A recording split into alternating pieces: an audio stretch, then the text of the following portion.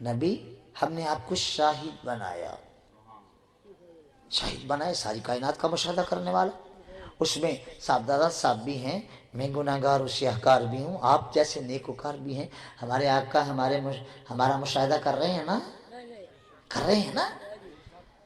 تو مجھے کہتے ہیں اچھا مشاہدہ کر رہے ہیں، میں نے کہا جی۔ بی بی عائشہ صدیقہ جایا کرتی تھی مزارات پر، میں نے کہا جی اپنے شوہر نامدار کی قبر منور پر جاتی تھی، اچھا۔ پھر میں نے کہا جی فرماتی ہیں میں جاتی تھی، پھر جب میرے ابا جان دفن ہو گئے تو میں پھر جاتی تھی، ثم دفن عمر، جب حضرت عمر دفن ہوئے پھر بھی میں جاتی تھی، شیاب الیہ، اب میں چادر کا گھونگھٹ مار لیتی تھی۔ تو وہ کہتا ہے کہ جو منو مٹی کے نیچے سے نظر دیکھ لیتی تھی، کیا وہ ایک چادر کا آڑ کیا آڑ تھا، حجاب کیا حجاب تھا؟ میں نے کہا یہی تو فرق ہے تجھ میں اور ہم میں، بیوقوف نگاہ عمر ہر حجاب چیر سکتی ہے مگر حجاب شریعت کو عمر کی نظر نہیں چیر سکتی، رضی اللہ تعالیٰ عنہ۔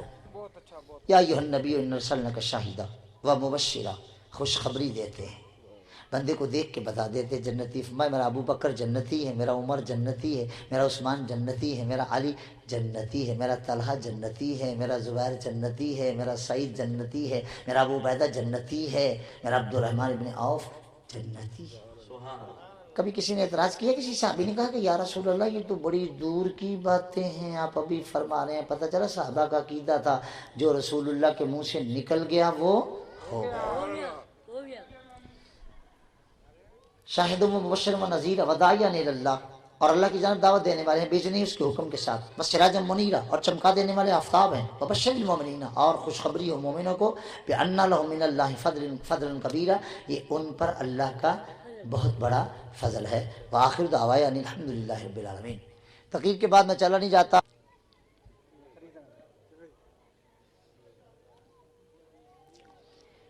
سنیے سوال۔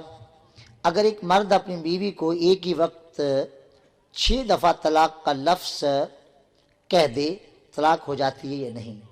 حضرت مولا علی رضی اللہ تعالیٰ عنہ کے سامنے ایک شخص نے کہا کہ ایک شخص نے اپنی بیوی کو غالباً جو ہے وہ 3 سے زیادہ 80 40 اس قسم کی اعداد تک طلاق دی، بس 3 تو اس کی بیوی کو واقع ہوئی، باقی کسی اور کے لیے رکھ لے، مطلب یہ کہ طلاق تو ہو گئی۔ اور کوئی سوال؟ ہاں عقیدے پہ کوئی سوال کرنا، خادم حاضر ہے، پوچھ لو، کوئی الجھن ہو، کسی نے کبھی پوچھا ہو جی یہ تم کیا کرتے ہو، تو ہم حاضر ہیں نا دلیل سے جواب دینے کے لیے۔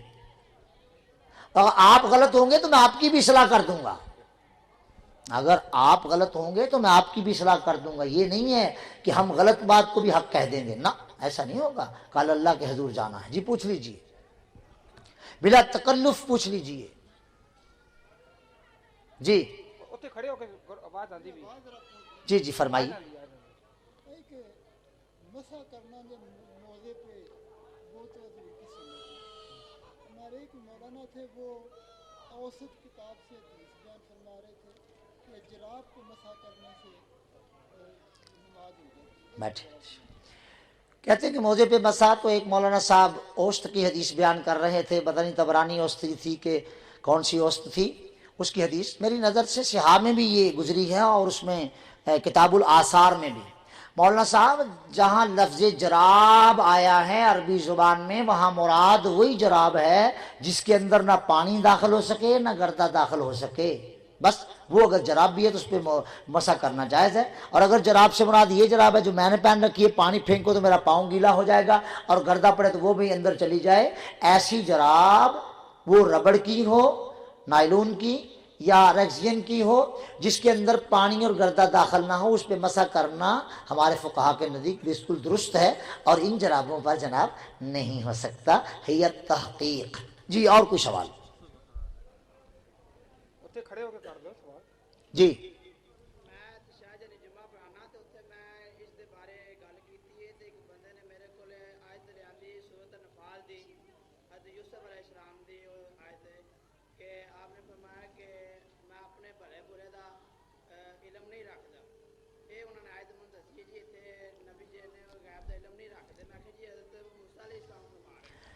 جواب مولانا صاحب آئے گا وے کہ جتھے اس قسم دیاں سارے قرآن چ آن گیاں او دا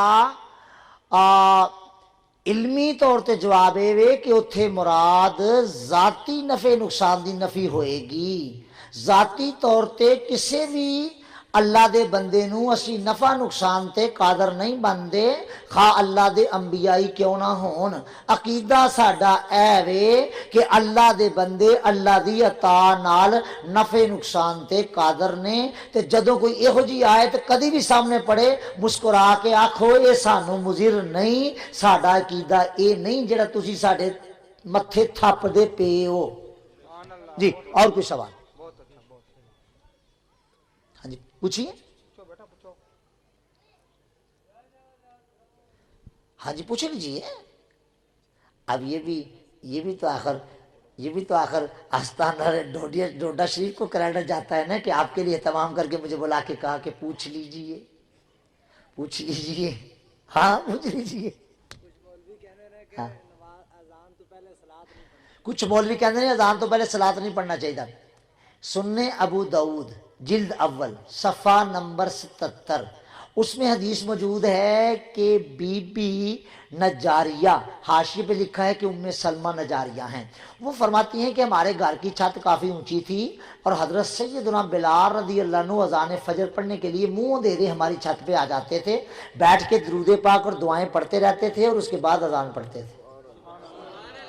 ابو داؤد جلد کے صفحہ نمبر 77 مطبوعہ HM سعید کمپنی کراچی. یہ میری لائبریری میں جو ہے وہ اس HM سعید کمپنی کراچی کا مطبوعہ نسخہ ہے جلد اول کا صفحہ 77. جو چاہے آ جائے ودن 2 منٹ نکال کے سامنے رکھ دوں گا انشاءاللہ. جی اور کوئی سوال؟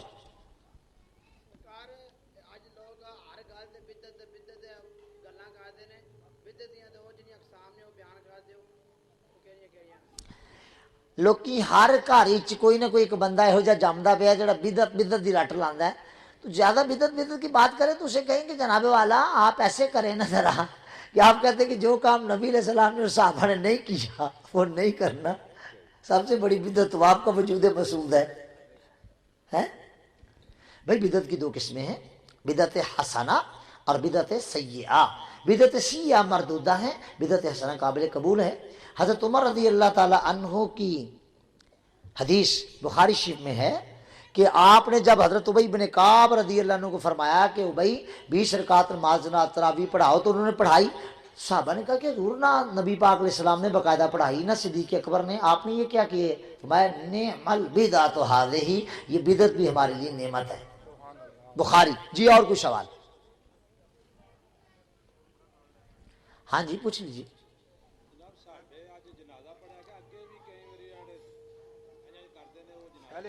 جی جی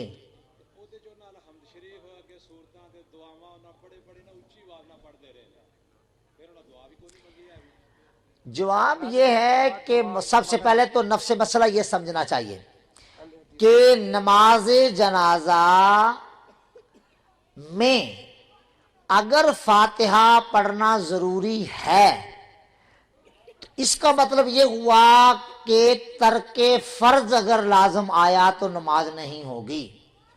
اگر فاتحہ ضروری ہے تو پھر نماز کے لیے رکوع بھی ضروری ہے، کیونکہ سابق قدوری نے ذکر کیا فرائض الصلاۃ ستۃ التحریمۃ والقیام والقراءۃ والرکوع والسجود والقعدۃ الاخیرۃ مقدار التشہد قدوری. نماز جنازہ عرفاً نماز ہے، حقیقتاً نماز ہے ہی نہیں. عرفاً نماز ہے، حقیقتاً نماز ہے ہی نہیں. وہ عرفاً نماز ہے، حقیقتاً وہ کیا ہے؟ دعا. لہذا جب وہ نماز جنازہ حقیقتاً صلاۃ ہی نہیں ہے تو قرات کرنے کا کیا تک بنتا ہے؟ لہذا نماز جنازہ میں قرات کرنا یہ فاتحہ کی بطور قرات فاتحہ پڑھنا یہ صحیح نہیں ہے. ہاں البتہ اگر دعا کسی کو نہ آتی ہو نماز جنازہ کی تو دعا کی جگہ فاتحہ پڑھ لے تو یہ ہمارے اکابر کے نزدیک بھی جائز ہے.